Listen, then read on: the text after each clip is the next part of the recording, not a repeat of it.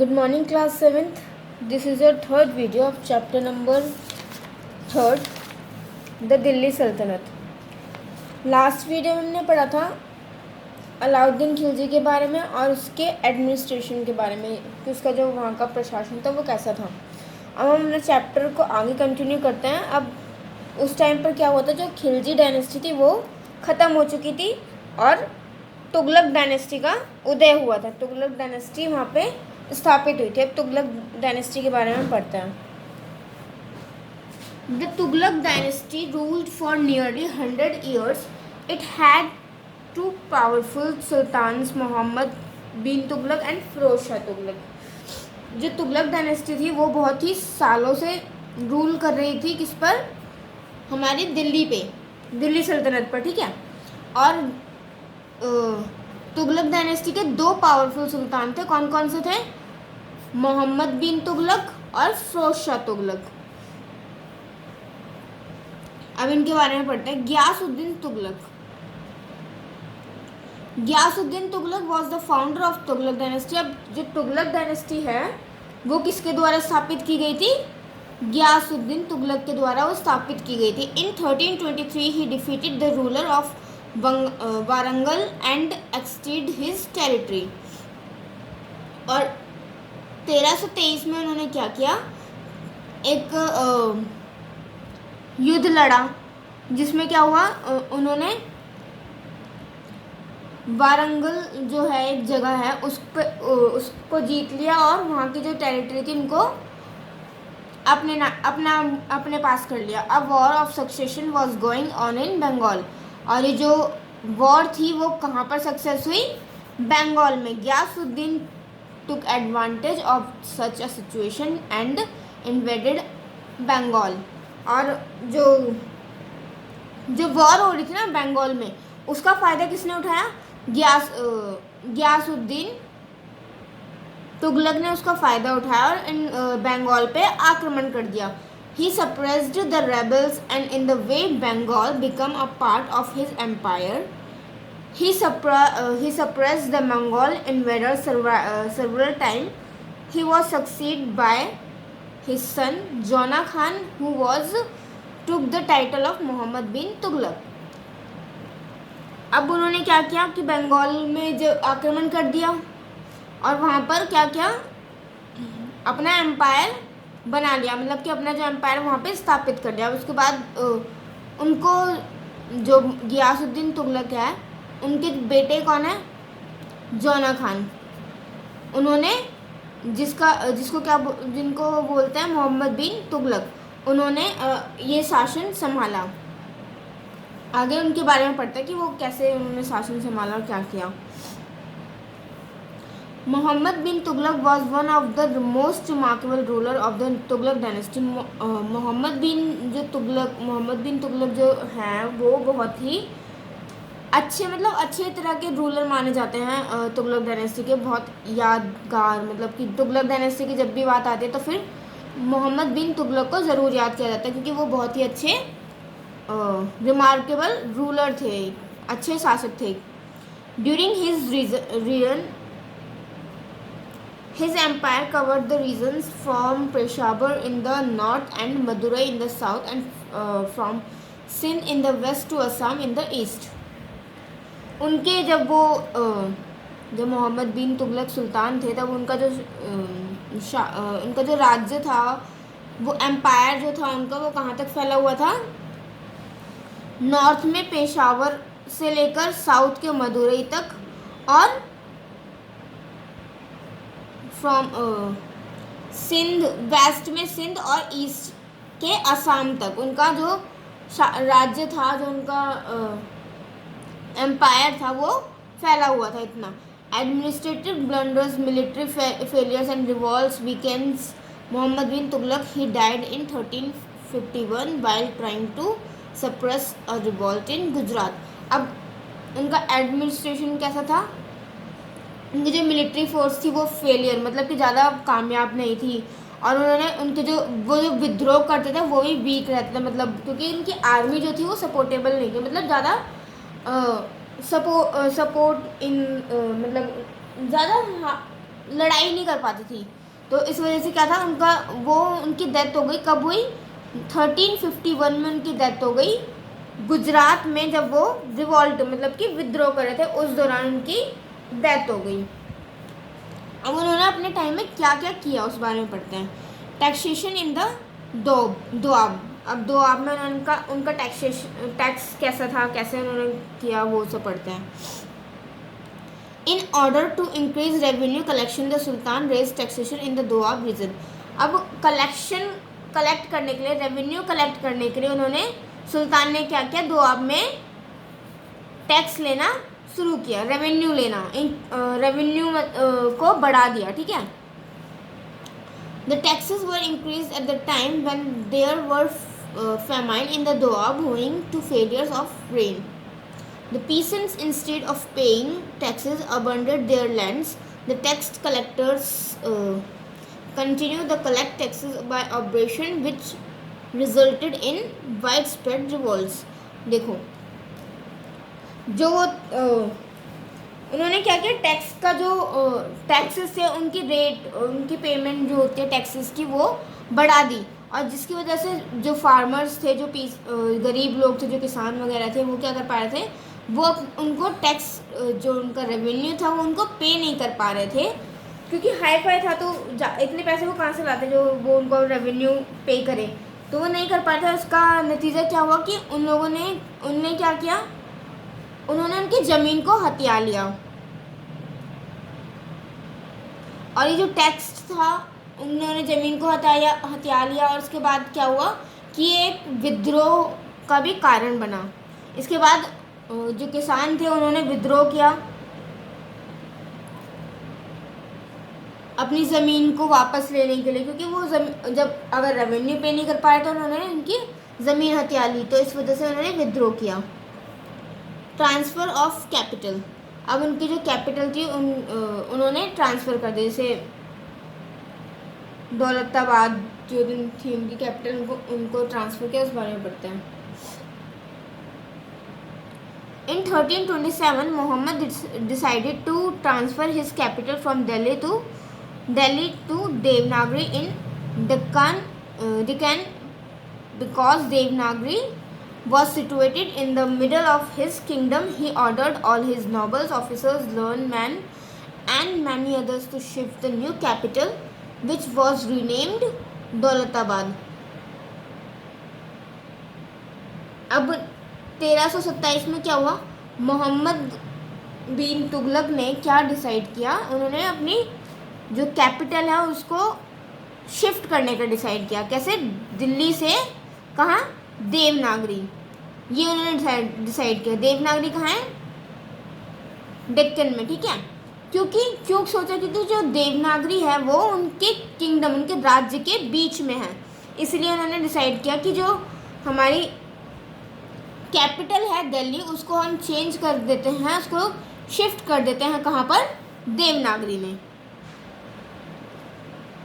उन्होंने अपने सारे नॉवेल्स और जितने भी ऑफिसर्स थे, जितने भी मैन, जो वहाँ के सैनिक वगैरह जितने भी थे, उनको सबको ऑर्डर किया, उनको सबको ऑर्डर दिया कि ये जो कैपिटल है उसको शिफ्ट किया जाए देवनागरी में, और दोबारा से नाम दिया जाए उसका क्या? दौलताबाद।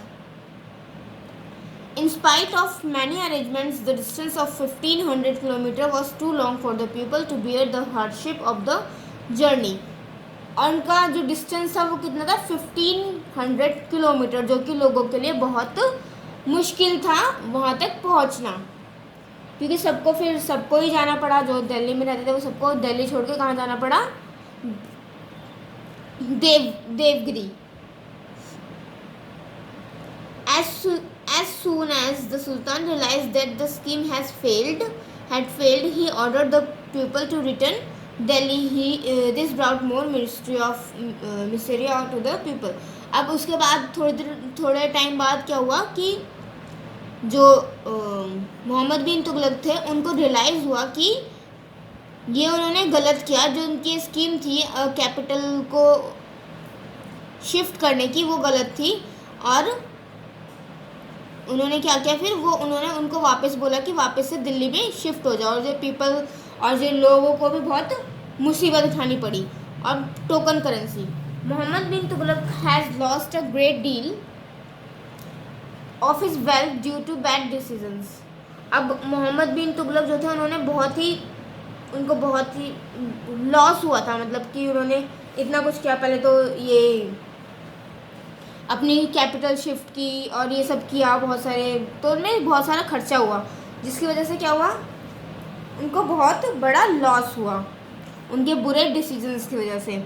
ही decided to introduce token currency in brass and copper in place of gold and silver. अब उन्होंने ये डिसाइड किया कि जो उनकी जो करेंसी होगी, जो उनकी टोकन करेंसी होगी, वो ब्रास और कॉपर की होगी, किसकी बजाय, गोल्ड की और सिल्वर की बजाय। The sultan issued an order that the peoples should use and accept these coins just like gold and silver coin.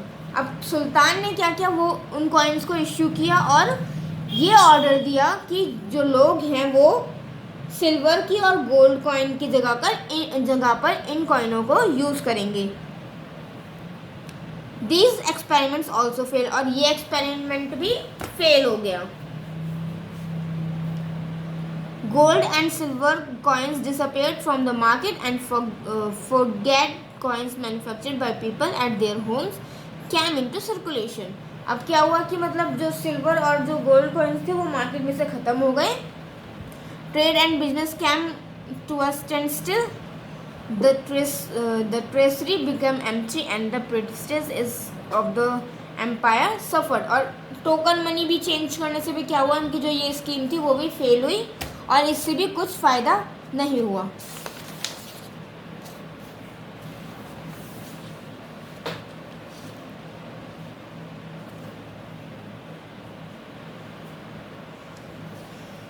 Plans of contest.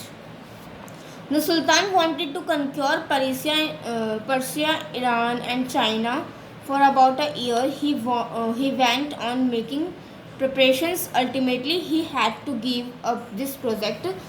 This put a heavy drain on the royal treasury. Muhammad's personal life was marked as a high standard of morality.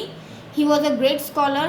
जो मोहम्मद थे उनकी जो personal life थी वो कैसे mark हुई, एक high standard of morality, ठीक है।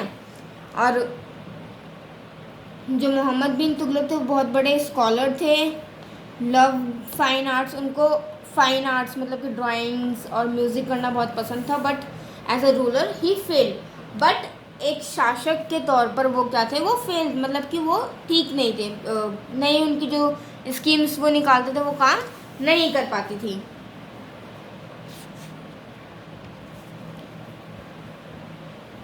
His weakness resulted in repeated revolts in many parts of the kingdom। और उनकी जो वीकनेस थी वो सभी विद्रोह, मतलब कि बहुत सारे क्षेत्रों में उन्होंने लड़ाई की, विद्रोह किए, तो सारे जो सेम जो उनकी गलती थी वही सभी जगह दिखाई दे रही थी, वो सेम गलती कर रहे थे। अब नेक्स्ट है फिरोज शाह तुगलक। फिरोज शाह तुगलक हु बिकम सुल्तान इन 1357 से सक्सीड मोहम्मद बिन तुगलक। अब मोहम्मद बिन तुगलक के बाद क्या, 1357 में कौन सुल्तान बना, Firoz Shah Tughlaq. The first year of Firoz reigns was taken in supporting the nobles and the ulemas. और जो फर्स्ट ईयर में ही उन्होंने क्या किया, उन्होंने नॉबल्स को और उलेमाज को सपोर्ट किया। He ruled according to Islamic laws in order to please the ulemas. और उन्होंने क्या किया, उन्होंने इस्लाम के जो रूल्स थे उनको फॉलो किया। उनको फॉलो कैसे किया, उलेमास के द्वारा, उलेमास के थ्रू उनको फॉलो किया। He gave the noble bigger iqtas which were made heredity. The result was that by the end of the first year of Firoz reign he had gain the support of the people. और ऐसा उन्होंने किया, और उन्होंने क्या किया कि जो नॉबल्स, जो इक्ताज थे, उनको बड़ी अहमियत प्रोवाइड की, और जिसकी वजह से जो लोग थे उनको पसंद करने लगे और उनको लोगों का सपोर्ट मिलना शुरू हो गया। Reforms of Firoz as a reformer however Firoz Shah Tughlaq was very successful. और एज अ रिफॉर्मर, एक संस्थापक के रूप में भी जो फिरोज शाह थे बहुत ही सक्सेसफुल थे. He build many canals, tanks, wells, hospitals and rent houses. और उन्होंने बहुत सारे कैनल्स, टैंक्स, वेल्स, हॉस्पिटल्स और रेंट हाउसेज का निर्माण कराया.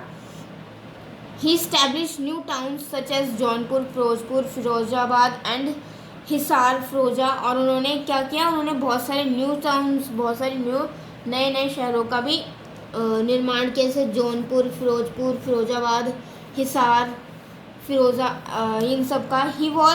He himself was very learn and set up many educational institutions. और वो खुद ही मतलब उनमें इतनी क्यूरियोसिटी थी कि वो नई नई चीज़ों को सीखना चाहते थे, और वो खुद ही उन्होंने एजुकेशनल इंस्टीट्यूशंस को सेटअप कर रखा था. वो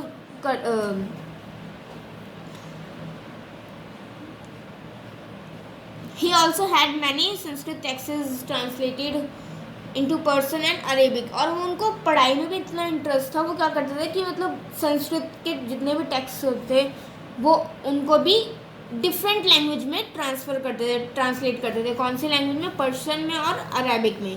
the death of Firoz Shah Tughlaq led to a war of succession amongst his descendants.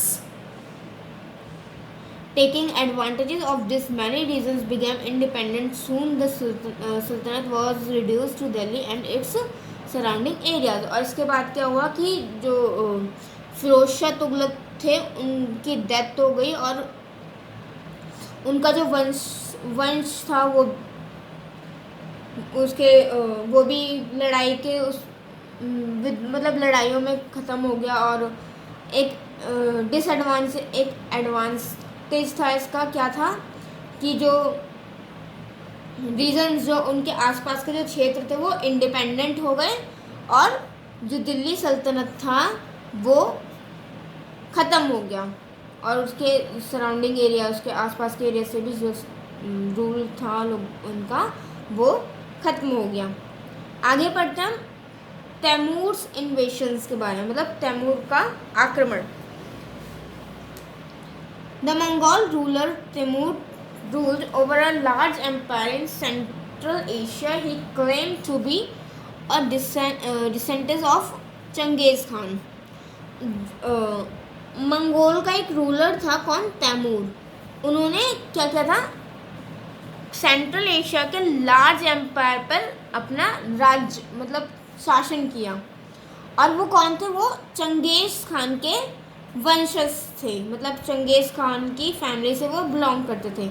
He invaded India and plundered Delhi. और उन्होंने क्या किया? उन्होंने इंडिया पे आक्रमण किया और दिल्ली को अपने कब्जे में कर लिया. The last Tughlaq Sultan Nasiruddin could not fight him. जो तुगलक डायनेस्टी के जो लास्ट सुल्तान थे नासिरुद्दीन, उन्होंने उनसे फाइट नहीं की, और तैमूर्स army ब्लडरी मैस्केटेड thousands of peoples, and with the loot he decorated his kingdom. Samarkand, building many beautiful mosques and places before leaving Delhi. अब उन्होंने क्या किया कि जो तुगलक डायनेस्टी के जो लास्ट सुल्तान थे उन्होंने उनसे फाइट नहीं किया, और जो तैमूर थे उन्होंने क्या किया? उनकी जो आर्मी थी उन्होंने लोगों को, बहुत सारे हज़ारों की संख्या में लोगों को बेरहमी से मार दिया, और उनके जो घर था, उनका जो पैसे वगैरह सब थे वो सब कुछ लूट लिया. और उसके बाद उनको लूटने के बाद क्या किया कि उन पैसों से क्या किया?